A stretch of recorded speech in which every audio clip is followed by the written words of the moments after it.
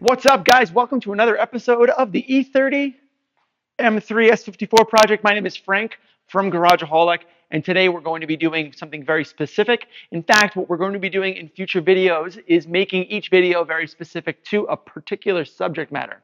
The reason being is because I want my fans to be able to look up the videos later on and figure out, hey, how did he do this or that or the other? So we're going to break it down into plumbing and coolant and wiring and interior, exterior, mirrors, trim. All of those things are going to be specific videos dedicated to how this project is progressing over the course of time. So guys, today we're going to be doing the power steering system. That includes the refurbishing of the rack, installing the lines from Chase bays, installing the reservoir, and getting our power steering cooler installed on the front radiator core support. Thanks a lot, guys, for watching. I hope you enjoy this video, and I hope you enjoy all future videos where we do start to complete this E30 M3 S54 build in the next month or two.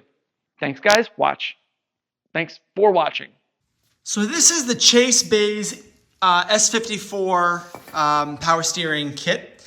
It comes with the reservoir and all the hoses. It comes with all the fittings and the cooler.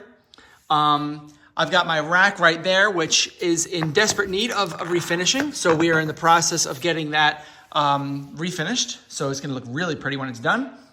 We primarily finished our power steering pump here. We've got a new pulley here from VAC. This is a real nice pulley. And we've got this whole pump cleaned up and ready to install. Now, the one thing about this install that's interesting is that it's going to be, the location of the reservoir here is going to be dictated by how this large gauge tube fits inside of this guy. Now this actually slips on over here. And I'll show you exactly how that works with this fitting system that they provide as part of the kit, which is pretty neat. All you want to do is you want to fit this fitting over that first, and then you take your O-ring and you slide that on. So you got your O-ring there, and you got that fitting there, and then you can take this and kind of pull it up against that, you know, the little bulb on the nipple there, and then you take this and you squeeze it on there and tighten these two against each other, and it actually does a really good job of holding it all together, and you've just converted that to an AN10 fitting.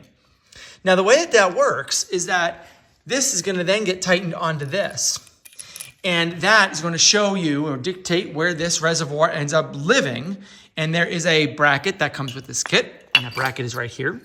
And that bracket can be installed one of two ways, although this is the more obvious way, right? And they have a whole bunch of different brackets that they provide. This is the one that we've chosen, and I can always make a custom one if I need to, but I'd prefer just to use what they have because it looks pretty.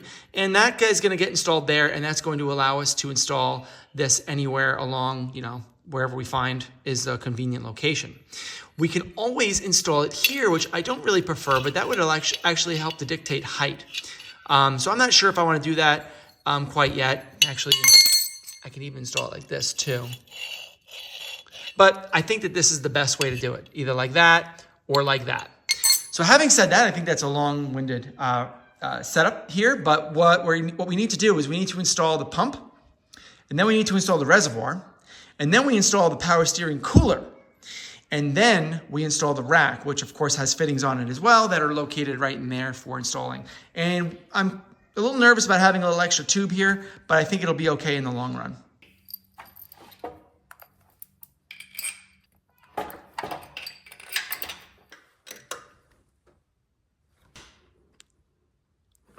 So now that the power steering pump is installed, I know that my outlet is right here.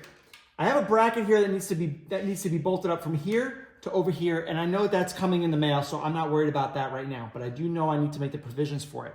In the meantime, this is the setup, and this is where it's going to screw in. So I might as well just get this threaded on just a couple threads and see where this reservoir is going to live. You know, with a couple of studs right here and maybe some isolators, that might sit really nice in that exact location, just like that. Okay, now it's had a chance to dry overnight, and I put this on just to see how it looks. Not bad, actually. Get a focus there. This is a very, very strong adhesive on here. You just gotta make sure you don't use an impact tool on these 10 millimeter, but turned out pretty good. I'm pretty happy about how it's sitting. Nice and damped. And now we need to focus on getting that steering rack installed, because once the steering rack is in, everything else will start falling into place. The power steering cooler is going to be mounted in front of this. I've got my 2 holes marked there. You can see those 2 little gray spots that I made. That's where the power steering cooler is going to go.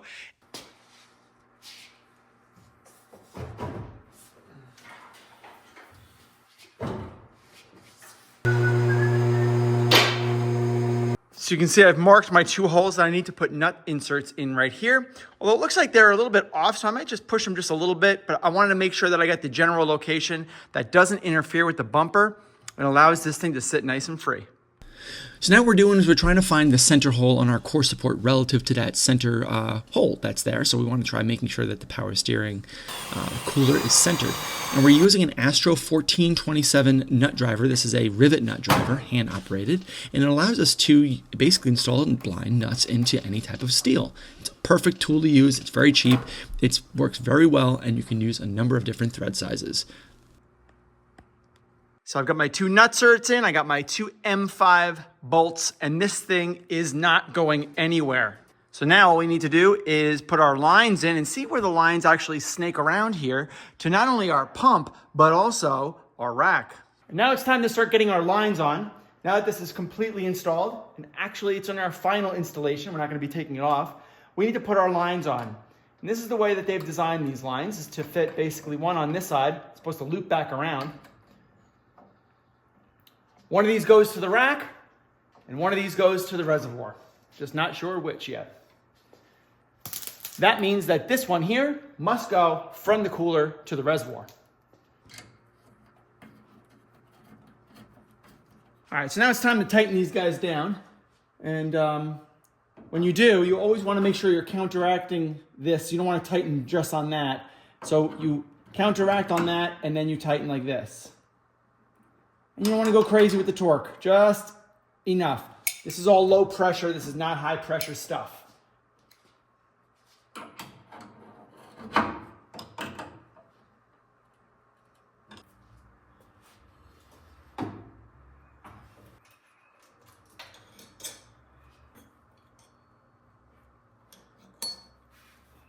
We had to sandblast almost the entire rack because there was this black paint on it that was absolutely disgusting.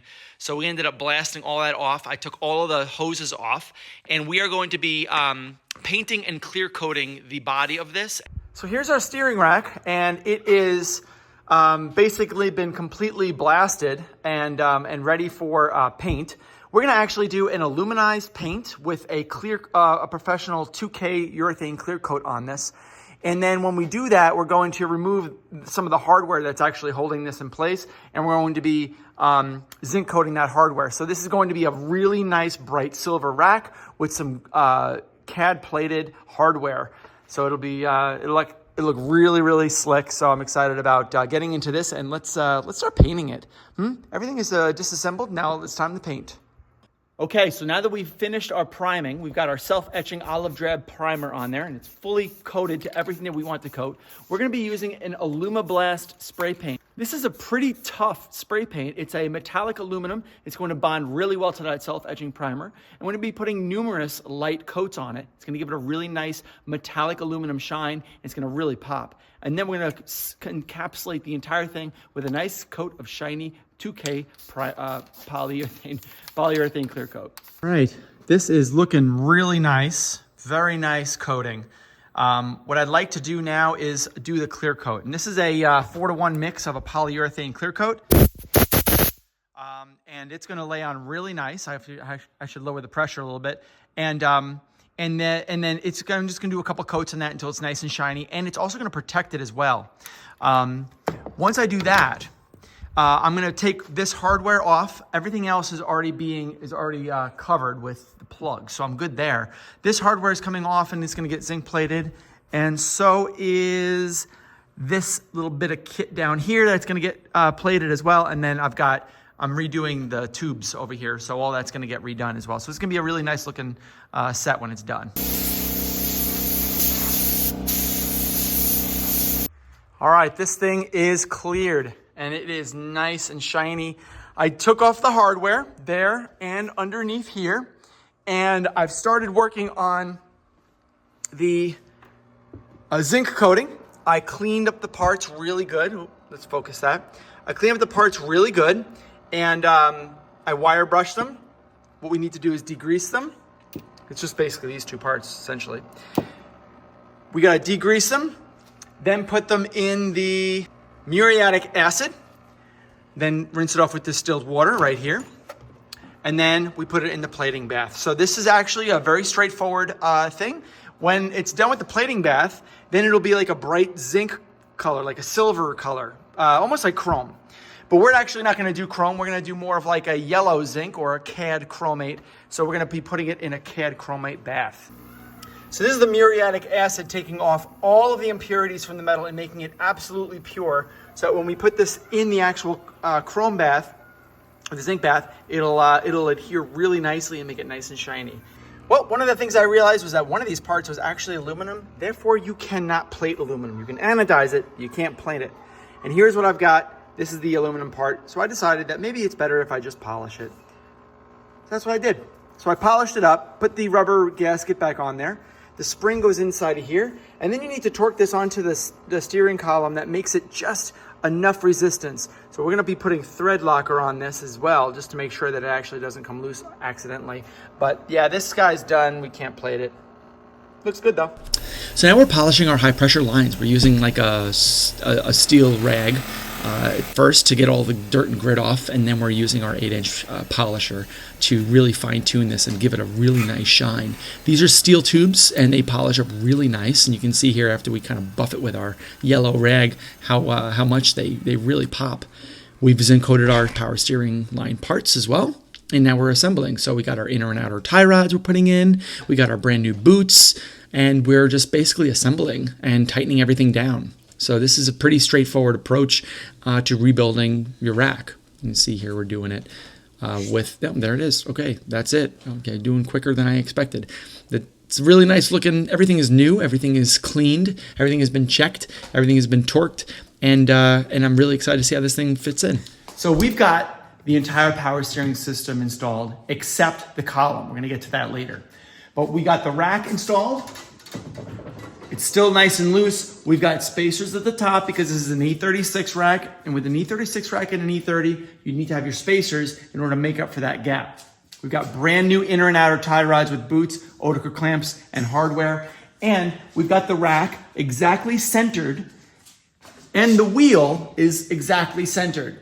So with the rack being centered and the wheel, the steering wheel being centered, we've got our tie rods equidistant from each other. We installed them on the tires, and what we found was that the tires both had a little bit of toe in, which is great news because we can always extend those tie rods equally to get as straight as possible.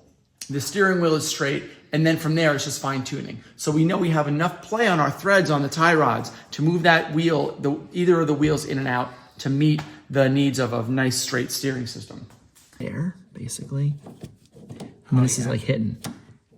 Yep. And even if you were to push that all the way through, it's still not going to fit. So We have to shorten that rack. We have to shorten this. So as you can see, we did remove the center bushing from the column, putting the two halves together, torquing and Loctiting them. We have perfect thread engagement, and the length is just good enough for us to be able to remove and install it without having to remove the rack, which is going to be proving really useful. So yeah, guys, that concludes the steering system. Basically, everything is installed.